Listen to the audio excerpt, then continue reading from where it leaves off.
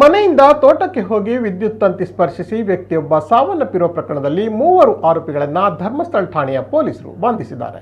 ಬೆಳ್ತಂಗಡಿ ಕಲ್ಮಂಜಿ ಗ್ರಾಮದ ಕರಿಯನೆಲ ಕರ್ಮಿಲ್ ನಿವಾಸಿ 43 ವರ್ಷದ ಉದಯಗೌಡ ಅವರು ವಿದ್ಯುತ್ ತಂತಿ ಸ್ಪರ್ಶಿಸಿ ಮೃತಪಟ್ಟ ವ್ಯಕ್ತಿಯಾಗಿದ್ದರು. ಪ್ರಕರಣದಲ್ಲಿ ಕಲ್ಮಂಜ ಗ್ರಾಮದ ಕರಿಯನೆಲ ನಿವಾಸಿಗಳಾದ 59 ವರ್ಷದ ಹರೀಶ್ ಗೌಡ, 30 ವರ್ಷದ ಪ್ರಶಾಂತ್, 21 ವರ್ಷದ ಸುಮಂತ್ ಬಂಧಿತ ಆರೋಪಿಗಳು.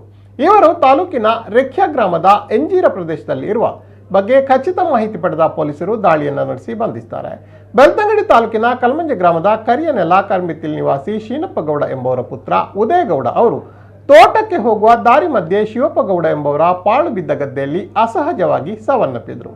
ಈ ಬಗ್ಗೆ ಮೃತರ ಸಹೋದರ ಯೋಗೇಶ್ ಕೆ ಅವರು ಧರ್ಮಸ್ಥಳ ಪೊಲೀಸರಿಗೆ ನೀಡಿದ ದೂರಿನಲ್ಲಿ ಠಾಣೆಯಲ್ಲಿ ಅಸಹಜ ಸಾವಿನ ಪ್ರಕರಣ ದಾಖಲಾಗಿತ್ತು. ಇನ್ನು ಆರೋಪಿಗಳನ್ನು ಕೂಡಲೇ ಬಂಧಿಸಬೇಕೆಂದು ಆಗ್ರಹಿಸಿ ಕಾಂಗ್ರೆಸ್ ಕಾರ್ಯಕರ್ತರು, ನಾಯಕರು ಧರ್ಮಸ್ಥಳ ಠಾಣೆಗೆ ಮುತ್ತಿಗೆ ಹಾಕಿ ಪ್ರತಿಭಟನೆಯನ್ನು ಕೂಡ ನಡೆಸಿದರು. 2 ದಿನಗಳಲ್ಲಿ ಆರೋಪಿಗಳನ್ನು ಬಂಧಿಸುವುದಾಗಿ ಪೊಲೀಸರು ಭರವಸೆ ನೀಡಿದ್ದು, ಇದೀಗ ಕೊನೆಗೂ ಆರೋಪಿಗಳನ್ನು ಬಂಧಿಸಲಾಗಿದೆ.